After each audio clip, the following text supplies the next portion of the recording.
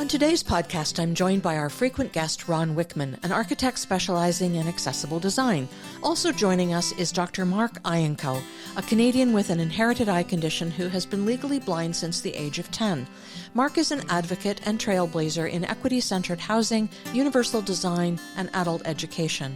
With over 4 decades of experience, Mark has shaped policies, led groundbreaking research, and empowered marginalized communities. From his tenure with Parks Canada to his leadership in disability advocacy and post-secondary education, his work continues to drive meaningful, cutting-edge change. Welcome, Mark and Ron. It's so great to have you with us. Again, as always, Ron and Mark, such a pleasure to have you here. Thank you. Pleased to be here. Terrific.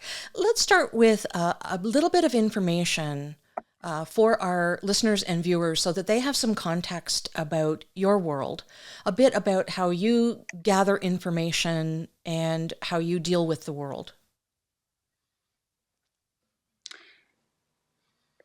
You know, I've grown up with this visual disability, so I've kind of evolved in terms of how I access and utilize my built environments. When I'm navigating myself through a built environment, and I often think of myself going over to the local mall, it's not as if I'm assessing, well, what's the lighting like? What are the audible cues that I'm dealing with? What are even my olfactory senses picking up? Am I close to the flower shop? Am I close to the coffee emporium? What about feeling the light through the skylight in the mall, etc. All of that coalesces in a really meaningful way for me, and it's almost subliminal, excuse me. A lot of people with disabilities often don't know how to explain how we utilize and how we function within our built environments. So when a designer is thinking of constructing for universal design in quotations, it's important that they understand how we, as people with disabilities, and of course I come from the visual disability perspective, how we as people with disabilities that might include physical disabilities as well, actually function and how we almost subliminally access our built environments. I hope that helps a little bit. It does. And now, is it fair for our viewers to understand that you are completely blind? Yes, all I can see now at this stage of life is a bit of light perception, that's all. And even at that, it has to be a really bright day. Years ago, when I was younger, I could actually read, I could write, I could, perceive the visual world. Whereas now, you might as well say I'm totally blind. Interesting Right. transition over the course of my lifetime. I've seen both sides of the world, and I think that's important when it comes to understanding design and the access design continuum. Right.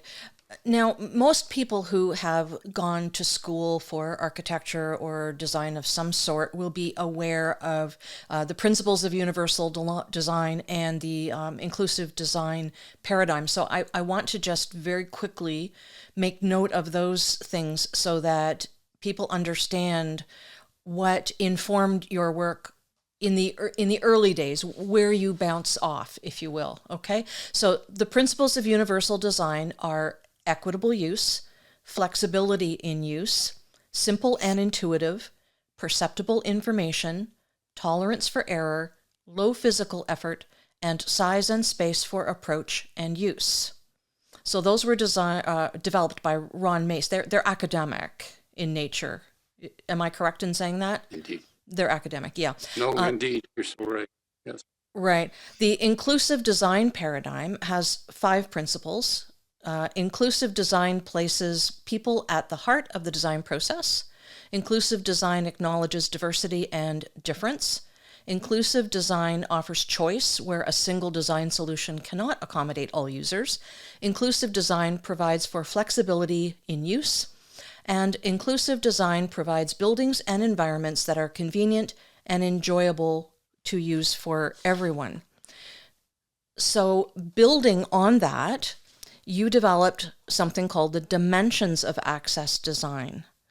Can you tell us a little Yes. bit about what led you to that development and sort of the Coles notes of how you developed them? Indeed, if I go back far enough, I was involved in a project with the Canadian National Institute for the Blind. This goes back to the late 1980s. And we had some funding to advise on access to transportation terminals throughout the country. So that was kind of our springboard into explaining how people with visual disabilities would embrace the concept of environmental design for our own population sector. And at that time, I came up with five, I call them elements for wayfinding, elements of wayfinding for people with disabilities, how to navigate and find your way through a structure, through transportation terminals at that time. And those elements at that time were color contrast, lighting, or the way an environment is illuminated, auditory cueing and cluing, which of course would deal with acoustics, tactile information, such as the tapping of a white cane, and ergonomics. And ergonomics was used in the broadest sense, how one could map and the logical layout of a structure. So I thought to myself, well, that's wonderful, but that goes, you can use those elements at that time. I thought they were elements for designing an environment generally, not only for wayfinding, but for how to utilize a built environment for a person with, at that time, a visual disability. And then I thought, well, that's wonderful. That might cover the elements, which evolved into dimensions. Dimensions are a little bit different. Dimensions influence one another. There's a fluidity between dimensions. They are dynamic. There's an organic relationship, if you like, between dimensions, whereas elements are separate. I keep saying we are not Lego sets. We people are not, do not function like a Lego set. We are organic beings, and we use built environments in an organic way. But I also thought, well, that's wonderful for people with visual disabilities, and perhaps people who have cognitive issues as well might utilize those elements and now dimensions of access design. But what about people with physical disabilities? So I came up with 7 what are now termed as dimensions for people with physical disabilities that are quite different. An architect cannot generalize from if they have a concept as to how to design for a person with a visual disability, or even people who might be hard of hearing or deaf blind. That doesn't necessarily mean they know the intricacies of a person utilizing a wheelchair, for example, and vice versa. So I felt, well, we have to go beyond those principles of universal design, or perhaps look at how we can get to the ultimate of those principles of universal design through the how of designing with a dimension oriented concept in mind. Sorry, that's the Coles note Yeah, version as to how I got started. that's okay. I want to kind of underscore what you said with a couple of things that you wrote, which for me really brought the points home. You wrote that principles of universal design describe the what, while dimensions of access design answer the how. Yes. And then you Yes. also said just because a designer can design for physical disabilities doesn't mean they can design for sensory disabilities. I think that's a really important statement where people will take on a project and they will be single-minded about one or the other, but the need is much more universal than that now. And Ron, perhaps you can jump in on this as an architect. Hmm. Yeah, and I'm actually gonna just go back to your comment, Karen, about uh, students of architecture being exposed to um, the concepts of universal design, inclusive design, and no, we're we're we're not we're not exposed to that stuff unless we discover it for ourselves. So it's not brought to us. It's something that we might do our own research on because we have a particular interest in that. And I would have been a student that fell into that category. Um, the principles of universal design had just been started in 1986. So that's when I was going to architecture school, right? That's when I had started. So I really didn't learn about the principles until later on when I was out in the workforce. But just thinking about what Mark was saying too, what I really appreciate is that for an architect, I think there's this abstract idea of universal design and inclusive design, these big lofty statements that guide us in our thinking, hopefully.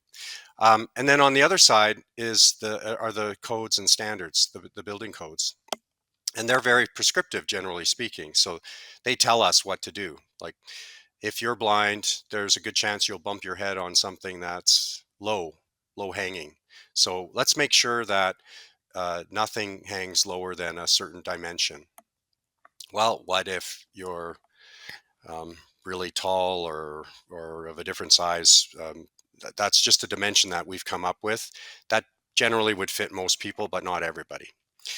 And really thinking this through for myself, and after so many years of doing it, I really work in that middle world between the high, lofty academic ideals and the more prescriptive code requirements. So I challenge both sides. And then I go to people like Mark and others, and I go, what do you think of this? This is what I'm designing. This is what I'm doing. How do I really make this work? Let me spend time with you and experience space with you, and maybe I can learn something. And of course I do. And often I find out that the code doesn't really do a good job in meeting the needs of so many people. And for me, that's what I do. That's what I find very satisfying as a designer and an architect. And I think for a lot of other architects and designers, that may be a world that is just difficult to work in because of time constraints, other issues, and so on. So it's very important what Mark's saying, and trying to find that sweet spot where we can work in design to really, really make it right for as many people as possible. Right. And Just if I could build on your, go ahead, Karen. well, before we get too far from codes, as I have said many times on this program, and I will continue to say, code is the very least you have to do to avoid getting sued. So we can do Correct. so much better. Mark, I'll throw it back to you. Yes. I was going to add, since we're into a bit of a dialogue, adding to Ron's comments.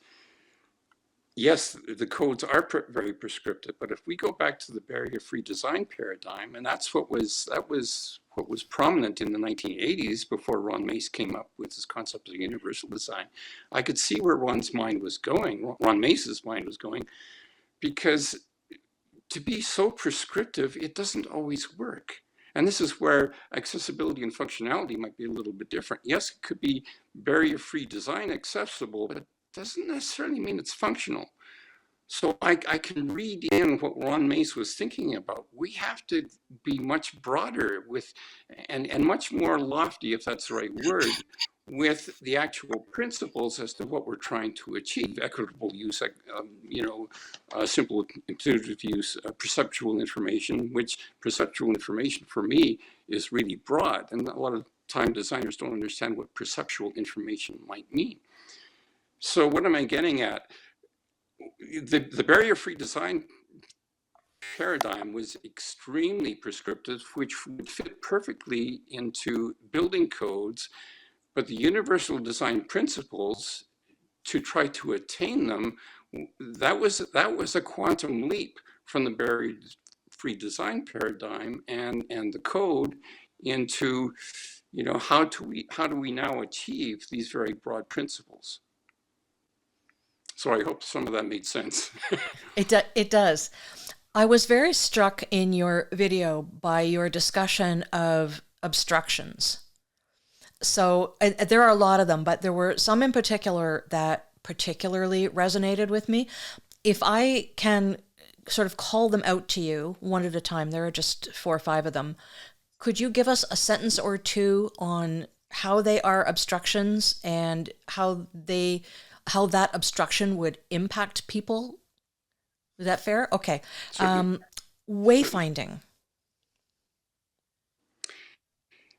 Yes, wayfinding for people with visual disability can indeed be an obstruction. And Ron, you might give me feedback about this.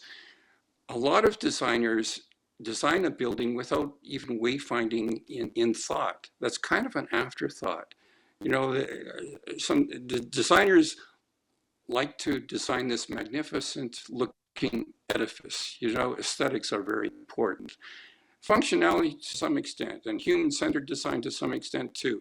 But wayfinding is often an afterthought. Oh, well, we'll get an ergonomics expert or signage expert, and they'll insert the signs afterwards. Well, really, we should think of the wayfinding elements again, principles, now dimensions of design, before the conceptual plans are even put into place. That wayfinding should be integrated initially right up to the final construction. So that's just an example of wayfinding. I think, Sure. well, I want to add, designers might understand the ideal, those ideal principles to try to attain, but it's important that they also understand what constitute obstructions for people with cross disabilities. Not only me as a person with a visual disability, but for a person utilizing a wheelchair. Just because you understand what the ideal principles might be doesn't necessarily mean you don't understand what might be the obstructions. Right. I used to live in a development that had horrific, and still does, horrific wayfinding problems. There was an elevator from the shopping area to the residential area, but you had to know where it was before you knew where it was. There was there was a universally designed washroom, but again, you had to know where it was before you knew that it was even there. And you are absolutely right. It's an afterthought. Ron, did you want to weigh in on that? Because I know Mark I, called on you. yeah, I was thinking about that, and one of my, sort of, I'd say my top five lessons I learned in school this one came from Brian McKay Lyons, who's a very well-known Canadian architect working out of Nova Scotia. But he would always say, if you could look at a floor plan for 10 seconds, and then, the floor plan would be removed from you, could you sketch that floor plan? Like, was it a simple design in the sense of, like, would you know how to design the layout of it? And it resonated with me because when I design, and I didn't really understand this, in my first year of architecture school, I always designed from a wayfinding point of view. I always thought about whatever the building type I was designing. I always thought, how would my dad move through this building? And how would I because I had the experiences that Mark just talked about and that you mentioned, Karen, about the washrooms and the elevator. I mean, usually when I went to a shopping mall, there was no elevator. There was a freight elevator. So we would have to find a security person, and, we'd use the elevator that they move furniture up and down in. There were no washrooms that were accessible, so we just couldn't stay that long in a mall. But these sorts of experiences really, really hit me hard. And so when I'm in school and I'm designing a community hall building or something, right away I'm thinking, my dad needs to make a beeline from the entrance to the washroom, or something like that, right? I just, like, it's got to be easy for him to understand, because it's very, very important, right? And so not just making the bathroom accessible, but locating the bathroom in a way that makes sense. And then when you think about it, who doesn't like that? Like, you don't have to be blind or in a wheelchair or have a mobility issue or anything to like the idea that you can go walk into a building and instinctively know where everything is. And especially if you can go back to that building a second time and you don't, it's like a no-brainer. Like, you remember that building so well because it was just so easy to navigate. And that's what, to me, true wayfinding is all about. Right. And as we've discussed a few times, I think we've hit on it in this podcast, Ron, that Whenever you make something inclusive and accessible, it benefits absolutely everyone. Correct. Absolutely everyone. Mark, if you could comment on the next obstruction, which is communication. Yeah, a simple example of an obstruction with communication, and it not only relates to my disability population, but a person who is hard of hearing, for example, or deaf and relies on ASL interpretation. Lighting is vital for both of us. The way an environment is illuminated is vital for an ASL or a person interpreting ASL. If that ASL interpreter is backlit, if they're standing in front of a window, a lot of people don't know this, but the deaf person has to see facial expressions along with the the hand gestures in terms of ASL interpretation. So that's one perfect example of how just one element or one dimensional aspect is relevant to both communication for people with visual disabilities and indeed people who are deaf. It's so interesting because I think most people think of obstructions as something that would they would bump into or trip over. Be And physical. Be and we're physical. talking about Yeah. obstructions as something that's not there and obstructs your ability to use the space equitably. Or Yeah. interpret what the space is like. Yes, lighting is vital. Well, when I had partial sight, lighting was vital for me. And if I had sconces on the side wall, that really intervened with how I perceived the built environment. A good rule of thumb, excuse that expression, is to have evenly distributed overhead lighting and avoid any side lighting whatsoever for people with partial sight. Right. Okay. The next obstruction is something that no designer ever wants to be accused of: over design. Yeah, yeah. I, yeah, perfect. Here's a perfect example for you. For years, I've been trying to get contrasting nosing on stairs into the building code, and it's there partly. It's there for emergency egress, but some designers pick up on that really well. You go into these darker theaters, and sometimes they're even illuminated. The nosing on stairs, so you're not tripping up or down the stairs going into a dark theater, and sometimes they're a bright white. I always stress, they don't have to be bright orange. We don't have to be obtrusive with our designs. They can be complementary, but at least put on a contrasting nosing on stairs for anyone, not only a person with partial sight. Now, this is where the over design comes into effect. I have run into designers who, oh, gee, we have to really accentuate that nosing. I'm going to put in like, a 5-6 centimeter depth on the nosing so that you can really define the nosing. The trouble is, then that creates an optical illusion. You're looking down at the stairs, a series of steps, and you get confused as to what's the nosing and what is the tread. And that can be actually dangerous, not only for a person with a visual disability, people who are sighted as well. Absolutely. Ron, did you want to weigh in on that?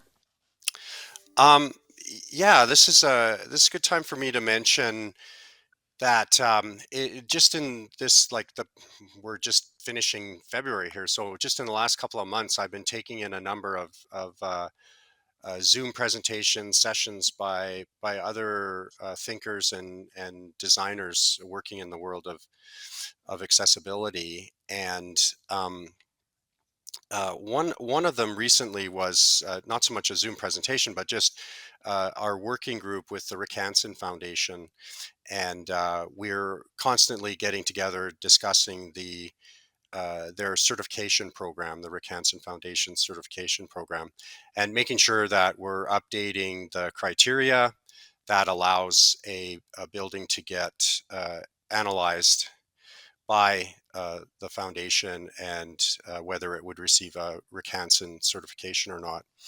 And what kind of ties into that is recently we just met, and we were presented with three kind of prerequisites that when you're looking at a building, there's some key features of the building that we look for. So we would look for these features and make sure that they've all been addressed.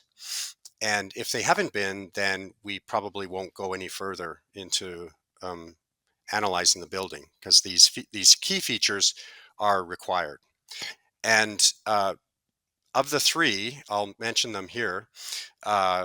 Emergency systems with visual alarms. So that's often not a code requirement. And the visual alarm obviously helps those who are deaf. So if it's only audible, then the alarm could be going and somebody who's deaf may not hear it. Think about being in a bathroom, for example. Another one is having assisted listening and communication systems being provided at service counters. So that's often missing. And the third one, which ties in with what Mark's been talking about, is the tactile warnings at stairs. So those three things are consistently missing in building design, and that's at the detriment to that building and getting its recanson certification. So it's very telling what Mark's saying about stairs. Again, that has a lot to do with the fact that for designers, we're often told the building code and standards and requirements relate to those who use wheelchairs, and people who use wheelchairs don't and shouldn't use stairs. Some Olympians in wheelchairs can go downstairs, but I don't recommend it. And it is something that, I remember being on our barrier-free design committee here in Alberta with Mark, and it just floors me that even to this day, we've both been around, 30 years, sounding like woodpeckers on everybody's brains, saying, what about the contrast on the nosings of stairs? Well, to this day, it's still not in the code. So it's just, you see it often because there's certain facilities like rec centers here in Edmonton and Calgary. I would say the same thing, that it's just part of the city standards, but it's not part of the Alberta Building Code, nor the National Building Code. Right. Interesting. The last obstruction that caught my eye, Mark, was anthropometrics. So if you could first tell our listeners who don't know what that is, and then tell us why it's an obstruction. Sure. Anthropometrics actually are the reaching abilities. From an able-bodied person, anthropometrics relate to an average-sized person who's standing, and you might have seen that Canadian Standards image of an individual with the arms stretched in different directions. So it's essentially how a person relates their body to the built environment, the reaching abilities, the walking abilities, the spaces required to ambulate comfortably and safely within a structure. So anthropometrics, more from a disability perspective, however, relate to our adaptive mobility devices. So anthropometrics, say for a person sitting in a wheelchair, are important in terms of the reaching abilities that person would require in order to function within a built environment from that sitting position in a wheelchair. And similarly, a person using a white cane, anthropometrics are important in terms of how we sway our white cane in front of us, and crutches, etc. So in terms of dimensions of access design, I kind of split anthropometrics in two categories, and this is important too. It's not only the linear dimensioning in terms of how we utilize our adaptive equipment within a built environment that are important. So the turning radius, for example, for a wheelchair, or the turning diameter, and indeed the heights of counters to provide that circulation space under the counter for a person in a wheelchair. But also the configuration of the space is important. So it's not only linear dimensioning, it's the configuration of the space. And a good example of the configuration of the space, older style access to washrooms have that vestibule. You're going through two doors, and you go into a door into a vestibule, and quite often to go into the washroom, you have to turn and go down a corridor and then turn again to go into the washroom itself. Well, the configuration of that space for a person utilizing a wheelchair is really difficult. If you don't have the proper turning radius from that first door and then the proper turning radius into the second door to go into the washroom, that can be extremely difficult. So I've split the anthropometrics, the reaching abilities from a person in a wheelchair or utilizing a white cane, into the two categories of the configuration of the space and indeed the overall dimensioning. Hope that helps. It does. It really does. Mark, another thing that you commented on and wrote about is something that will probably be eliciting comments from both of you: the paradoxes of access design. This was so interesting because it certainly points out the differences from A to Z. Are you able to comment on that, both of you? Let's start with Mark. I, I, and Ron, you might have some feedback on this. The old standard example, and maybe I overuse it, are curb ramps, or blended curbs, or sometimes they're called depressed curbs on street corners. So the paradox of design between disability groups, and it doesn't have to be between disability groups, it could be a disability group and say the sighted world or the able-bodied world as well. But the paradox of design, let's say for a person in a wheelchair, accessing those curb cuts, I call them curb cuts on street corners, compared to, say, a person who's totally blind using a cane, are thus. For a person using a white cane, the steeper the slope, the more cane detectable that slope will be. So the steeper it is, that's wonderful for cane detectability for a person who's totally blind. But the problem is for a person in a wheelchair, they get their front foot supports caught on that extreme slope. So for them, they want a more gradual slope. The trouble is, the more gradual the slope becomes, the less cane detectable that same slope becomes for cane detectability for a person who is blind. So it's almost as if one disability access consideration is conflicting with another disability access consideration. And hence it sets up a paradox. And that's indeed why we had a lot of research back in the late 1970s as to what the compromise would be. The best compromise would be in terms of those curb cuts. And we came up with curb cut standards at that time in the late 70s and into the 1980s throughout our province. That's just one example of a paradox. Ron, any comments? Well, yeah, just to add on that, the original curb cut as well was at the corner of a curb, and so there was one which would lead the individual out into, if you kept going straight, you would go in a diagonal straight into traffic, right? So in a wheelchair, you'd go down the curb cut and kind of turn to your left or turn to your right to make your way across one street or the other.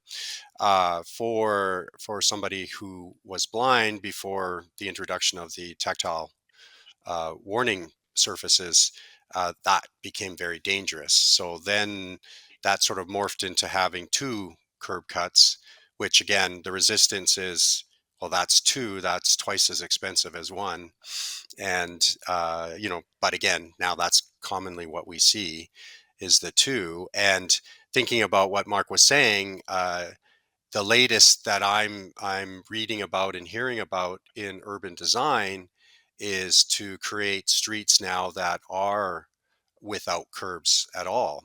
And this kind of idea that we could integrate cars and pedestrians and bikes kind of all in one, like on one like big massive street that somehow we'd all sort of make work, right? Which is a fantastic idea, but somewhat dangerous, I guess, at the same time, because we're so used to having things done a certain way.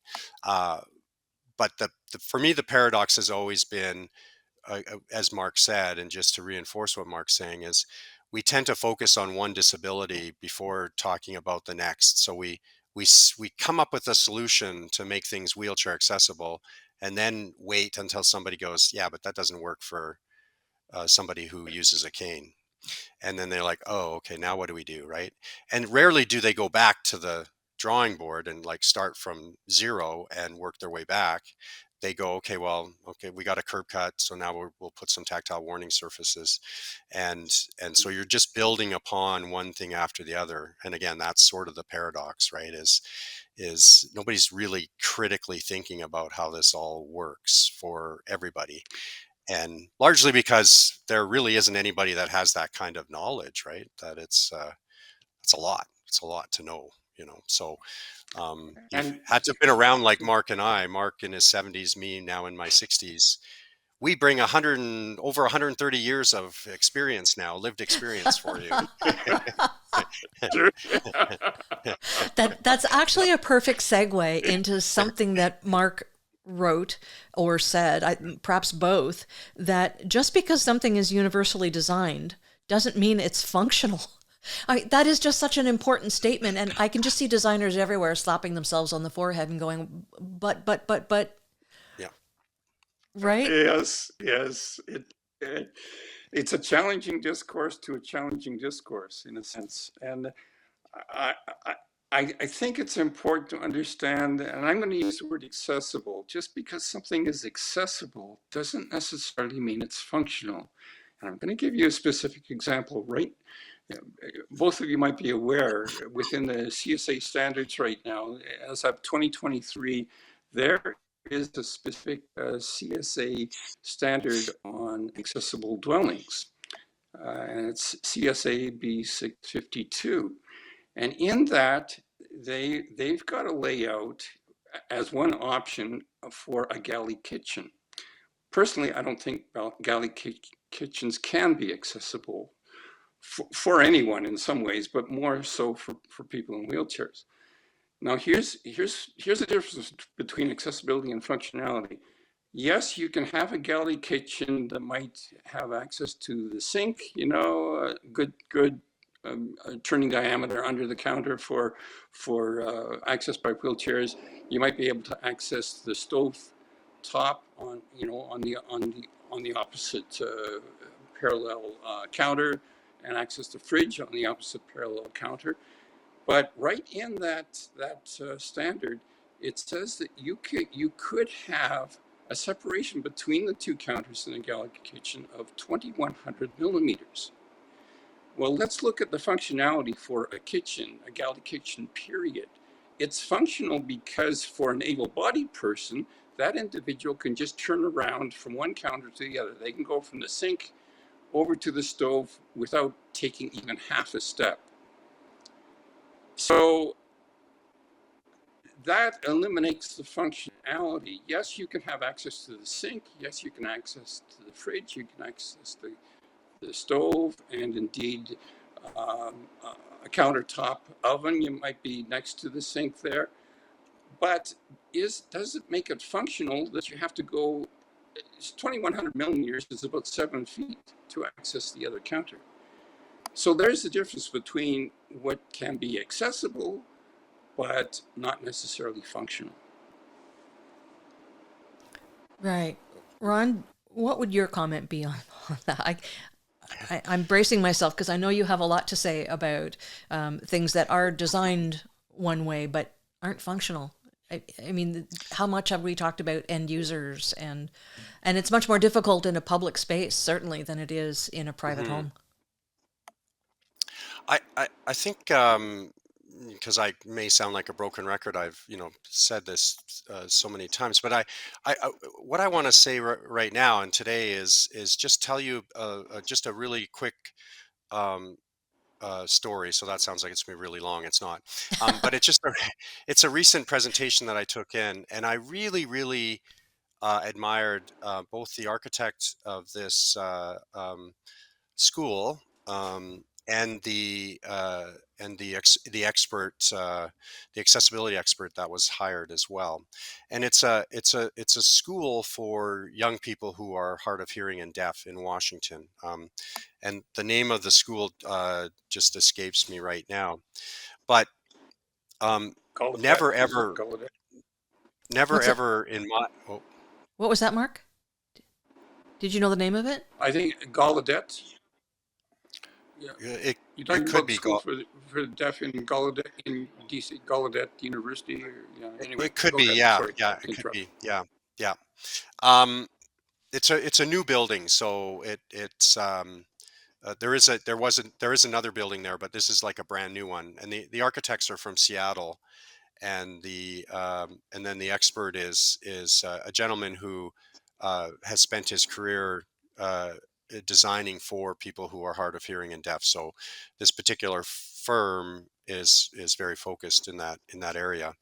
So they went through the whole presentation of the school and how it how important it was to engage the people who would end up using that building. So, they talked about, for example, corners in hallways being transparent. So they were curved and they were glass at the corners so that you could kind of see somebody coming from, at a 90-degree turn, basically, right? You'd see somebody coming. And they talked about the whole issue of it, having intuitive wayfinding and having clear sight lines for people who are deaf. But what really intrigued me was towards the end of the presentation, the architect said, "You know what? I've never been part of something so satisfying as an architect, to do something that was so functional. Like, I really understood that this was better than anything I'd ever done that, kind of met code and achieved my building permit and occupancy permit status. This was something special." And the expert consultant said, "Well, you're the first architect that actually has ever listened to me and like actually took what I said to heart and implemented these things." And I was like, "Oh man, I want to have that moment before I die too." So I'm saying it here and now. I've never had that experience when I've been a consultant for another architecture firm, right? And probably I'm not going to get hired now, but um, people, the ones that have hired me are going to be mad at me. But again, like, they just sort of, I've always been kind of pushed to the side and told, just make sure that it meets code, right? And that's why, by and large, I don't work with other architecture firms as their expert witness, or sorry, expert witness, as their expert consultant, because I'm not used the way that I could be used, right? And I am an architect. I'm trained as an architect. I'm registered. I can design the whole building if need be. So that was very satisfying to hear that, and I hope that that's a trend that will continue as we move forward with other firms that have heard that story and see the actual value of the architects that are taking the time to become experts in the various areas. Well, at the very And if we least, could add to that, they can. Ron, Sorry, go ahead, Mark. if we could add to that, Ron, functionality doesn't have to interrupt aesthetics either. You know, functionality can actually enhance aesthetics. So, and this is where a lot of architects who don't know about universal design or haven't studied universal design get get into a panic mode and say, "Oh, you're going to have these horrible looking lifts, and you're going to have, orange colored contrasting nosing." No, no, it can be designed very aesthetically pleasing as well.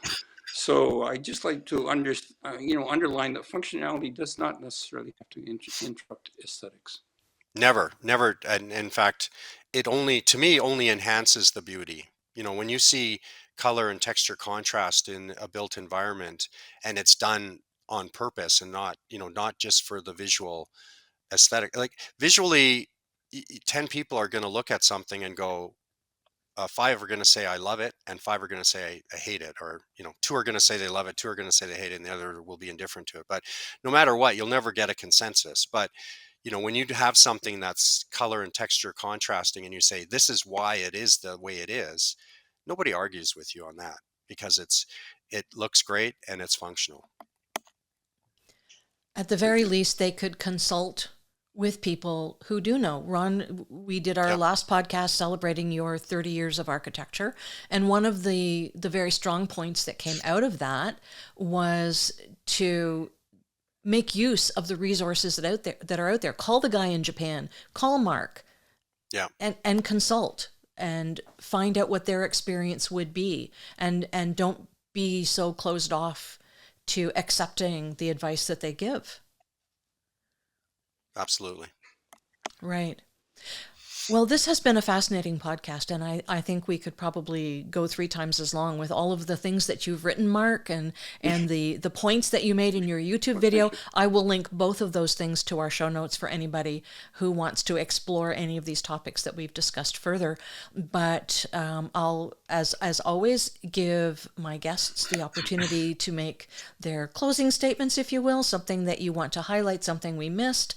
But Ron, let's start with you, and we'll leave the last word to Mark. Sure. I just the last presentation that I just took in last week that I wanted to mention is very timely, I guess, in terms of our discussion here. It's a group that's studying what they call critical access studies. So this is some names that I've heard before, but have never really heard the presentation quite the way that they did. And just to read a couple of sentences from this, the one slide that they showed, they had nothing about us without us. So that's a common statement that we've heard in the past. Nothing about us without us. So definitely the critical access studies is dependent on people with disabilities themselves being part of the whole process. But here they say going beyond minimum standards and functional understandings of access. Critical access has developed rich terminologies and cutting-edge design practices, both of which could transform the way that architects understand why access matters. However, the field has made little impact on these disciplines to date.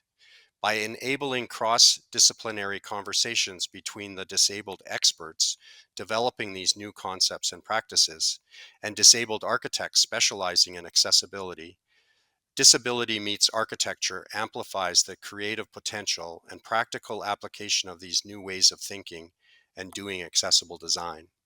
So Mark's recent videos that he's done and writings that he's done is very much in keeping with what the latest trend is, I would say, in our discussions around accessibility, universal design, inclusive design.